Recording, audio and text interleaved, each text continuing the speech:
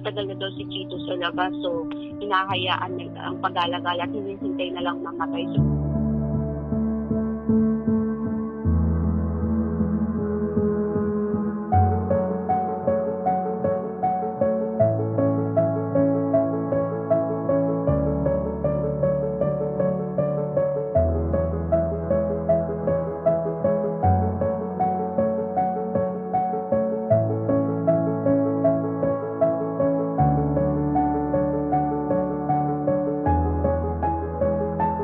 dehydrated talaga siya. Tapos yun nga, gutom na gutom.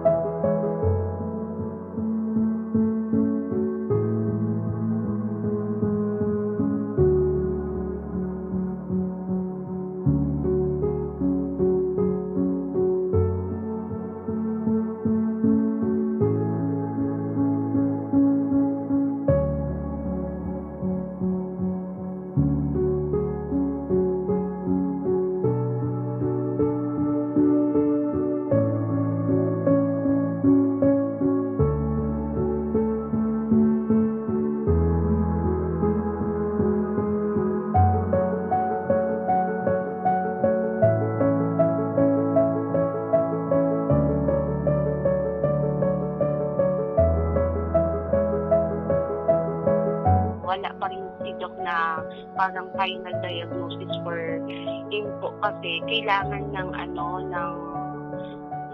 ng CT scan na makita lahat yung kung ano talaga yung cause ng paglaki ng ulo niya. Yung clinic kasi namin is hindi ganun kakompleto yung equipment dahil nga dito community clinic siya. So, nagbigay sa amin ng quotation for CT scan is 25K for CT scan tapos 8K para ma-reading, mabasa yun. May mga biopsy pa, makita din yung heart niya.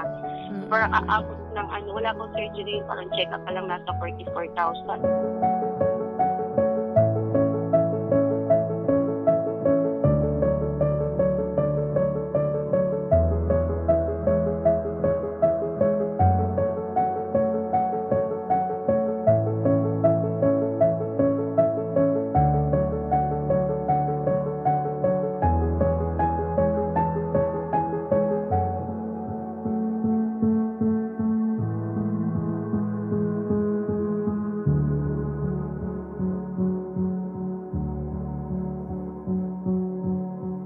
Kumakain talaga siya, malakas siyang kumain, napakalambing. Yung kamay niya, hahawakan kanya dahan-dahan.